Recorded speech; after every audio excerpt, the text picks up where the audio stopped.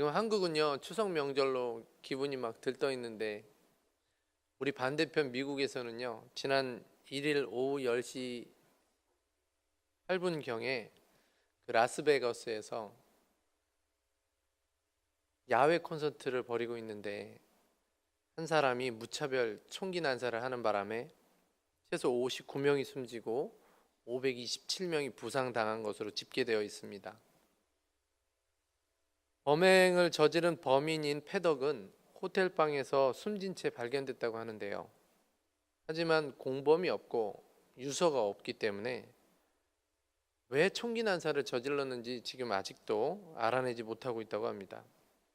지금 속속들이 그 사람에 대해서 정보가 나오고 있는데, 과거에 회계사로 일했고 주로 은퇴자들이 살고 있는 라스베가스 인근에 메스키토 지역에 살았다고 합니다. 굉장히 부유한 지역이고요.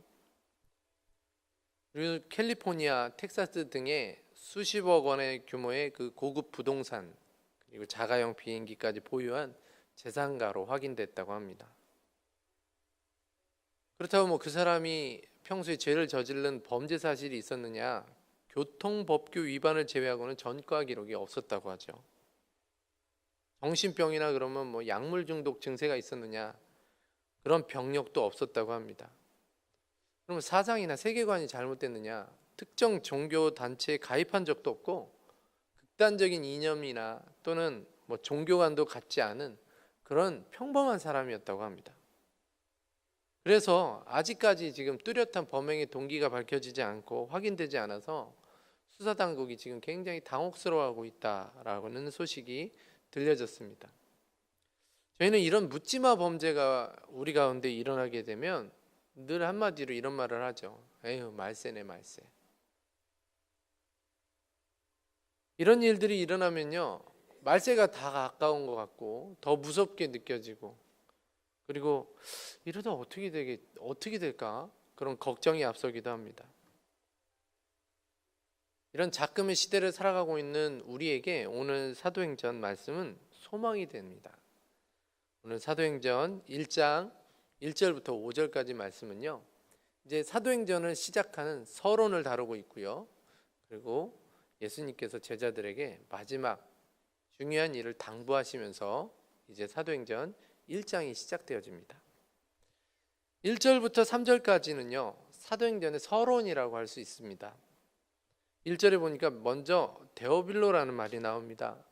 이 데오빌로라는 말은요, 하나님을 사랑하는 자, 혹 하나님의 사랑을 받은 자라는 의미의 이름을 가진 그런 사람이었습니다. 누가가 사도행전보다 먼저 기록한 누가복음에는요, 이 이름 뒤에 가카라는 말이 붙어 있습니다. 그래서 데오빌로 가카요. 당시 가카라는 말은요, 로마의 그 고위 관리들에게나 붙이던 표현이었는데요. 그런 것으로 추정해 보아서 이 데오빌로라는 사람은 당시 총독 이상의 지위를 가졌을 것이다 라고 추정하고 있습니다. 그런데 그가 로마의 그런 고위 관리였지만 예수님을 믿던 사람이었다라는 것을 알게 되죠. 그런데 오늘 사도행전에 와서는요, 누가복음에서는 분명히 데오빌로 가카여라고 표현하고 있는데, 오늘 사도행전에 와서는 가카라는 말을 쓰지 않고 그냥 데오빌로여라고 말하고 있습니다. 그러면 왜 처음에는 가카라는 말을 썼다가 그 다음에는 가카라는 말을 떼어버렸을까? 지금 왜 쓰지 않고 있을까? 여기에 대해서 학자들은요, 누가가 처음에는 데오빌로의 그 신앙이 초보적인 단계였기 때문에 그래서 가카라는 칭호를 붙여줬을 거라는 거죠. 가카라는 칭호를 붙이지 않고 그에게 편지를 보냈다면 그 편지를 읽지도 않고 오히려 기독교를 무례한 종교라고 생각했을 거라는 것입니다. 그런데 지금은 이 사도행전에서는 그냥 데오빌로라고 하고 있습니다. 이것은 그의 신앙이 성장했다라는 것을 추측할 수 있다라는 것이죠. 공동체에 소속된 한 일원으로 자기가 받아들이고 있고, 우리는 형제다, 자매다라는 생각을 이미 가지고 있을 만큼 성장해 있을 거다라고 생각하고 있다는 것입니다. 그래서 가카라는 호칭을 쓰지 않고도 자연스럽게 만나고 교제하고 동역할 수 있는 그런 관계가 됐다라는 것을 우리가 알 수 있는데요. 그러면서 저는 이 부분을 이렇게 묵상하면서 교회는 세상적인 지위를 가지고 권세를 휘두르는 곳이 되면 안 된다라는 생각을 해봤습니다. 처음에는 그거를 받아들일 수 있는 수준이 안 되기 때문에 처음 전도에서 오신 분들의 그 지위나 사회적인 지위나 명칭들을 인정해 주는 것이 좋습니다. 그러나 이분이 신앙생활을 오래 하고 이제 정말 우리가 형제자매라는 것을 알고 신앙의 그 연륜도 깊어지고 있는데 계속해서 교회 안에서 무슨 회장님, 무슨 저기 사무관님 뭐 이런 식으로 대하는 것은 성경적이지 못하다라는 거죠. 그 사람이 오히려 자랐다라는 것을 무시할 수 있는 그런 표현이기도 합니다.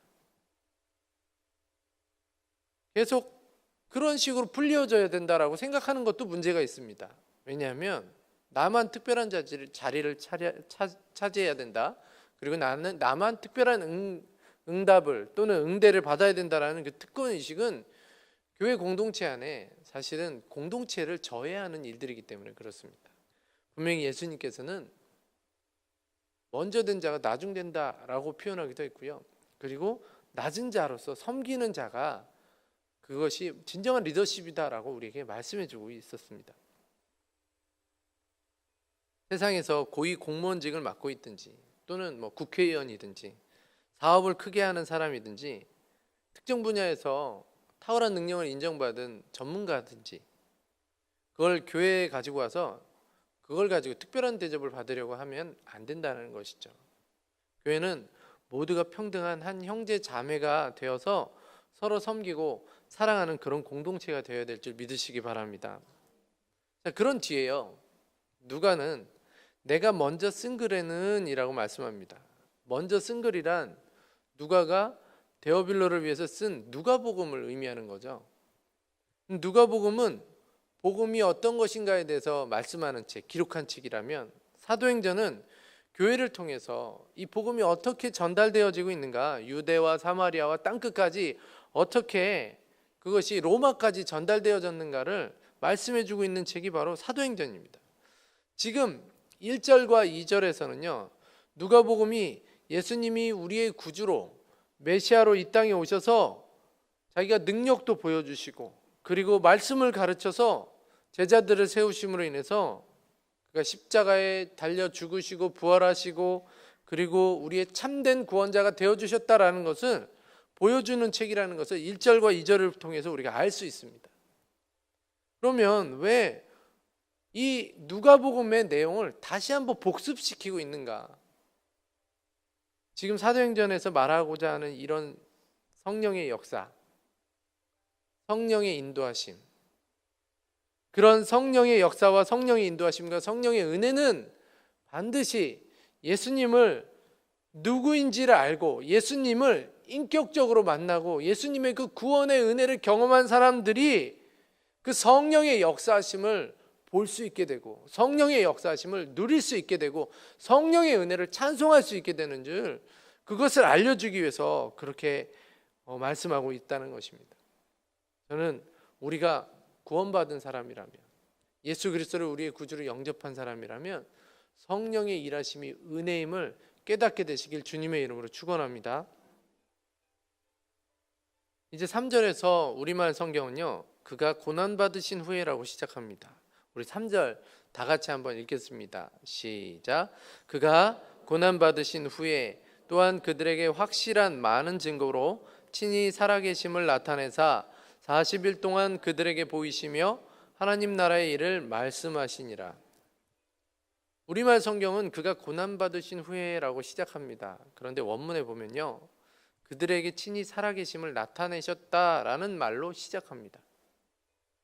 지금 무엇이 강조되고 있냐면요, 그의 고난보다 그가 다시 살아나셨다라는 것을 지금 누가는 강조하고 있는 거죠. 고난받으신 후 십자가의 고난, 그것을 강조하고 있는 것이 아니라는 거예요.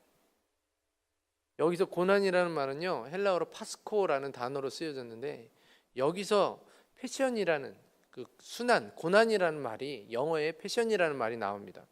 여러분 패션 오브 크라이스트 다 보셨잖아요. 거기 보면 예수님이 얼마나 고난을 당하시는지 몰라요. 실제 그런 고난을 당한 걸 재현해 놨는데 막 이렇게 찌릿찌릿하고 어떻게 저런 고난을 당하실 수가 있지? 그런 생각이 듭니다. 그런데 우리 주님의 고난이 아무리 크고 무서운 고난이었다 해도 우리 주님은 고난으로 끝나는 분이 아니시라는 거죠. 고난으로 죽으셔서 고난으로 끝나게 하시는 분이 아니시라는 것입니다. 고난 받으신 후에 우리 주님은 다시 살아나셨다라는 게 더 우리에게는 은혜가 되고 그게 소망의 근거라는 거예요. 우리 주님이 고난으로 끝나지 않고 부활로 시작하셨다라는 것을 지금 누가는 강조하면서 3절을 시작합니다. 그런데 이렇게 부활해서 살아나셔서 제자들에게 확실한 증거를 보여주면서 그들에게 40일 동안 그들에게 보여주셨다라고 3절 말씀은 하고 있습니다. 그러면 우리 주님이 왜 40일 동안 확실하게 다시 살아나셨다라는 것을 증명하셨고 그리고 그 목적이 어디에 있을까? 그것은 오늘 말씀 끝에 보면요, 하나님 나라의 일을 말씀하시니라는 말씀을 통해서 알 수가 있습니다. 그러니까 부활하신 우리 주님은요, 세상 것에 대해서 가르치지 않으셨다라는 거죠. 세상 것에 대해서 가르치거나 관심이 없으셨다는 거예요. 부활하신 주님이 중점적으로 가르치셨던 것은 하나님 나라에 대한 것들 뿐이었다는 것입니다. 왜 우리 주님이 많은 것을 말씀하실 수도 있는데 오직 하나님 나라의 일만 우리에게 말씀하셨을까? 제자들에게 말씀하셨을까? 사실 이제 더 이상 다른 것은 우리에게, 우리 인생에 아무런 의미가 없다라는 거예요. 부활의 주님을 그들에게 보여주신 목적은 부활해서 그들에게 40일 동안 주님이 나타나셔서 그들에게 보여주신 그 중요한 목적은 더 이상 보이는 세상 나라가 진짜 나라가 아니라 보이지 않는 하나님의 나라가 진짜라는 것을 제자들에게 깨닫게 하기 위해서, 그래서 그렇게 하셨다라는 거예요. 그러니까 이제부터는 세상의 위협과 고난을 두려워하지 말아라라는 거죠. 하나님의 나라를 세우는 일에 헌신된 삶을 살아야 된다는 것을 지금 간접적으로 예수님께서 40일 동안 그가 부활하셔서 제자들에게 보이시면서 하나님 나라의 일은 이런 거다, 하나님의 나라는 이런 거다라는 것을 보여주셨다는 거예요. 정말 가치 있는 인생은요, 이 세상에서 많은 물질을 모으고 높은 자리에 올라가고 위대한 업적을 세워서 역사에 남는 인생이 아니라요, 정말 가치 있는 인생은 이 세상에 살지만 하나님 나라의 목적을 두고 살아가는 인생, 그래서 하나님 나라를 세우는 일에 쓰임받는 인생이 되는 것인 줄 믿으시기 바랍니다. 오늘도 하루하루를 살아갈 때 하나님 나라의 확장을 위해서 헌신하는 자들 되시기를, 어떠한 게 하나님 나라를 나타내는 것이지 고민할 수 있는 주의 사람들 되시길 주님의 이름으로 축원합니다. 이제 4절 5절로 넘어가서요, 성령으로 세례받기를 기다리라 라고 예수님께서 이제 명령하시는, 부탁하시는 말씀이 나옵니다. 예수님은 4절과 5절에 제자들에게 두 가지를 분부하시는데요, 우리 4절 5절 다 같이 읽겠습니다. 시작. 사도와 함께 모이사 그들에게 분부하여 이르시되 예루살렘을 떠나지 말고 내게서 들은 바 아버지께서 약속하신 것을 기다리라. 요한은 물로 세례를 베풀었으나 너희는 몇 날이 못되어 성령으로 세례를 받으리라 하셨느니라. 한마디로 말해서 성령으로 세례를 받기 위해 기다리라는 거죠. 예루살렘을 떠나지 말고 내게서 들은 것, 아버지께서 약속하신 것을 기다려라. 두 가지 명령이 나오는데요, 하나는 떠나지 말고 또 하나는 기다리라는 명령입니다. 예루살렘을 떠나서는 안 된다라는 그 명령과 아버지께서 약속하신 성령의 세례를 받기 위한 그런 기다림을 가지라라고 명령하고 있는 것이죠. 그러면 왜 예루살렘을 떠나지 말라고 부탁하셨을까? 표면적인 이유는요, 그들이 얼마 전에 사실 예수님께서 죽으셨을 때요, 제자들이 다 뿔뿔이 흩어졌어요. 심지어 두 제자는요, 엠마오로 가다가 예수님을 만났는데도 예수님인지 몰랐어요. 그럴 정도로 예루살렘을 떠나서 자기가 전에 했던 고기를 잡기 위해 떠나가고 고향으로 돌아가고 그런 일들이 있었기 때문에 표면적으로 예수님께서 제자들에게 예루살렘을 떠나지 말라고 명령하신 거죠.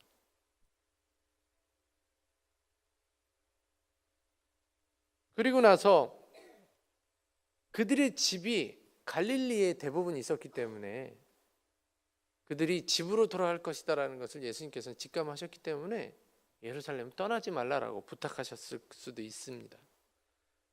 그리고 제자들은요, 이제 예수님이 승천해서 없어지면 자기네들이 또 의지할 데가 없잖아요. 이것도 우리들이 표적이 되겠구나.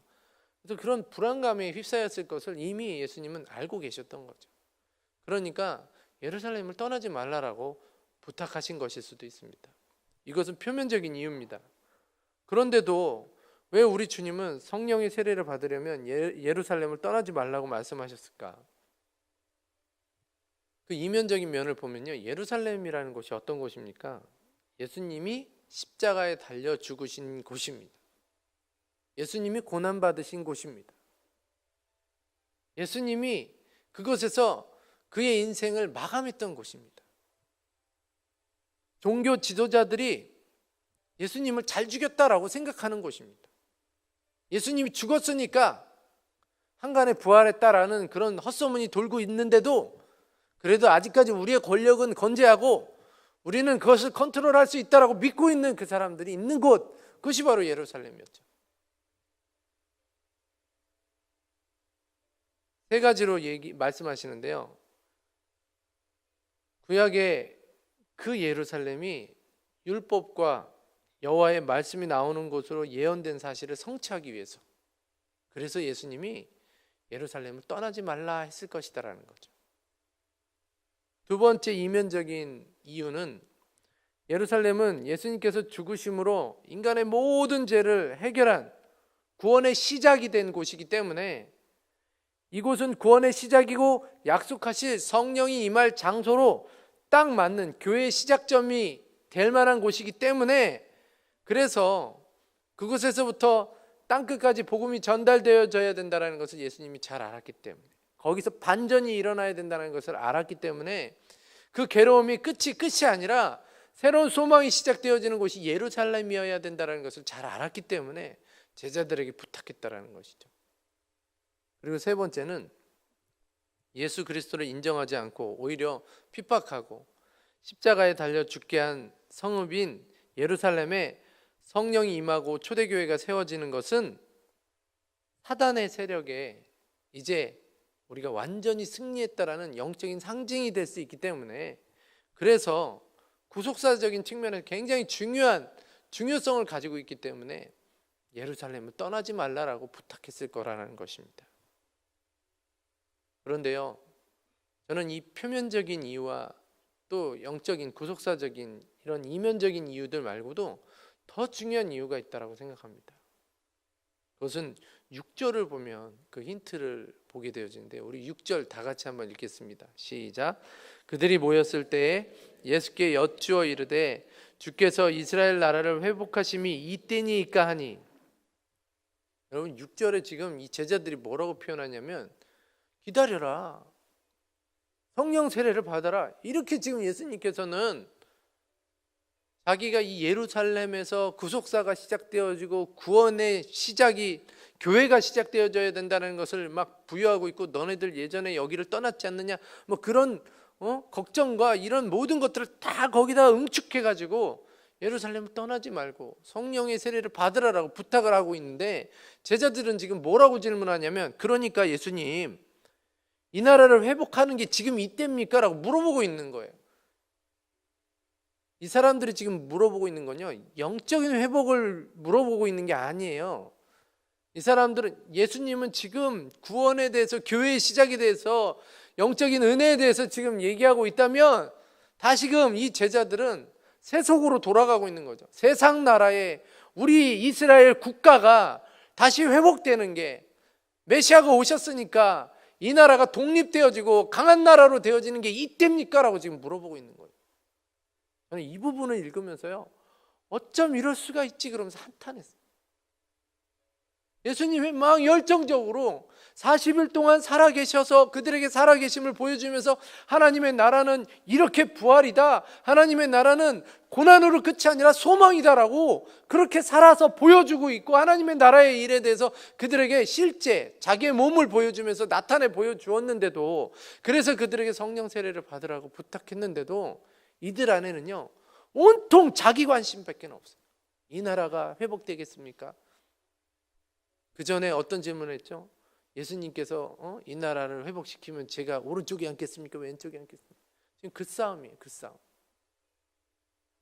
이미 예수님이 고난당하시고 죽으셨고 우리의 소망이 되어주셨는데도 제자들은 그 하나님의 나라가 눈으로 증거가 되어지고 있는데도 아직까지도 이 나라가 우리가 잘 먹고 잘 사는 게 지금입니까? 라고 묻고 있는 거죠.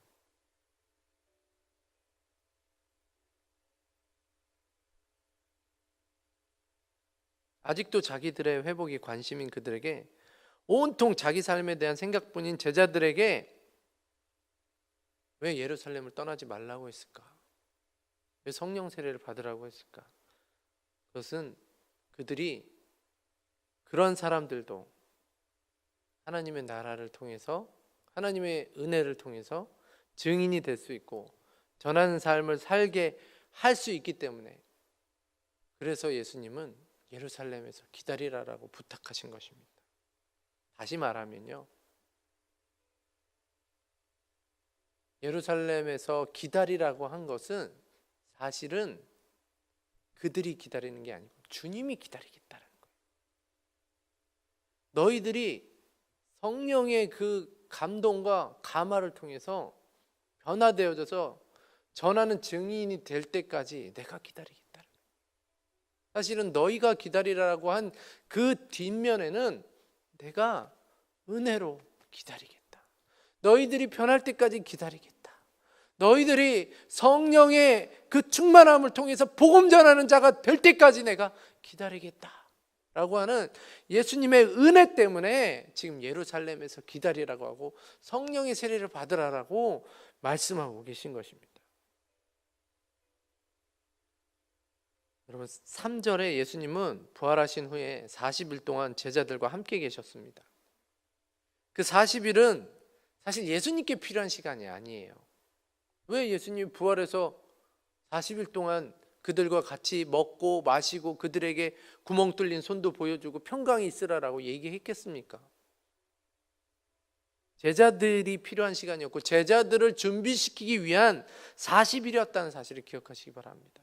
순전히 제자들에게 필요했기 때문에 예수님이 40일 동안 그들에게 보여주셨고, 제자들을 부활의 증인으로 세우시기 위해서 그들을 말씀으로 무장시키고 하나님의 나라가 이런 것이다라고 본인이 증명하기 위해서, 눈으로 보여주기 위해서 그 시간을 허락하셨던 것이죠. 오늘 또 왜 예수님은 승천하시면서 땅끝까지 이르러 내 증인이 되라라고 부탁하시면서 왜 예루살렘을 떠나지 말고 기다리라고 했고 왜 성령의 세례를 받으라라고 말씀하십니까? 그것 또한 모든 것이 은혜 아니고는 설명할 수 없습니다. 저는 이 본문을 보면서 왜 이 사람들입니까? 저 같으면 이렇게 한심한 사람들 안 쓸 텐데 왜 기다리라고 또 하셨습니까? 에이 됐다! 그래 버렸을 텐데. 다시 한번 말씀드리지만 주님이 기다리라고 한 것은 주님이 우리를 기다리시겠다라는 말씀입니다. 그러므로 성령의 역사는, 성령의 세례는 은혜입니다. 시작부터 은혜였고, 그리고 그 성령의 세례가 우리 가운데 임함으로 예수님을 믿게 되고 주의 증인이 되는 것은 은혜 아니고는 설명할 수 없습니다. 가끔 성령 세례를, 우리는 성령 세례를 예수님 믿을 때, 인격적으로 예수님을 만날 때 딱 한 번 경험하는 겁니다. 그런데 이거를 가지고 그 이단들은요, 성령 세례를 받았니? 육체적인 세례뿐만 아니라 성령 세례 언제 받았는지도 기억해야 된다. 언제 받았니? 이렇게 막 물어보고요. 마치 성령 세례 안 받으면 뭐 능력도 없고 어떻게 신앙생활 몇십 년 했는데 성령 세례도 모르냐, 못 받았냐, 이렇게 좀 오해하시는 분들이 있는데요. 성령 세례는 뭐 능력을 나타내고 그런 게 아니에요. 성령이 인격적으로 우리 가운데 임하는 겁니다. 한 번 임하면 떠나시지 않는 분이에요. 그렇게 임해서 우리가 예수님을 인격적으로 만날 수 있도록 돕게 하신 게 성령 세례입니다. 그 강력한 하나님의 주권적으로 역사하심, 주도하심이 우리에게 나타남이 성령 세례인데, 그 성령 세례는 시작부터 은혜였다라는 거죠. 우리가 잘나서, 우리가 뭔가 해서, 우리가 뭐가 되어서가 아니라 은혜로 우리를 선택하셔서 기다려주시고 그 하나님의 사랑을 알게 하시고 하나님의 일을 하게 하시는 줄 믿으시기 바랍니다. 그래서요, 우리를 기다려주시고 우리에게 은혜를 더해주시는 하나님이 함께 하는 한 이 세상을 살아갈 때 어떤 환난이 와도 우리는 능히 이겨낼 수 있음을 기억하시기 바랍니다. 라스베가스에서 총기 사건이 난 거, IS의 소행으로 추정되어지는 그런 테러들, 그런 일들이 일어날 때마다 얼마나 오싹오싹거리는지 모릅니다. 북한이 미사일을 막 쏘고 미국은 북한을 아예 공격할 대상이면 없애버릴 수도 있다라는 막 그런 강경적인 발언들이 왔다 갔다 할 때마다 우리는 불안할 수밖에 없습니다. 오랜만에 만난 가족이 아프다고 합니다. 요즘 너무 경제 여건이 안 좋아서 힘들다고 하고, 젊은이들은 직장을 구하지 못해서 어른들 눈치 보느라고 명절 자리에 참여하지 못하고, 아직도 시집장가 못 가서 자녀가 없어서 힘들어하는 이런 시대를 살아간다 할지라도 우리 하나님이 은혜를 더해 주시기 때문에, 우리 하나님이 은혜로 기다려 주시기 때문에, 우리 하나님이 은혜로 우리와 함께 하실 것이기 때문에 우리에겐 소망이 있고 이런 어려운 환난 가운데 능히 승리할 수 있다는 사실을 기억하시기 바랍니다. 오늘 우리를 기다려 주시고 우리에게 은혜를 더해 주시는 그 하나님과 함께 이 세상을 살아갈 때 어떤 환난이 와도 능히 이겨낼 줄 믿으시면서 하나님의 사랑을 전파하는 자로, 그 하나님의 사랑을 전하는 자로 살아가게 되시길 주님의 이름으로 축원합니다.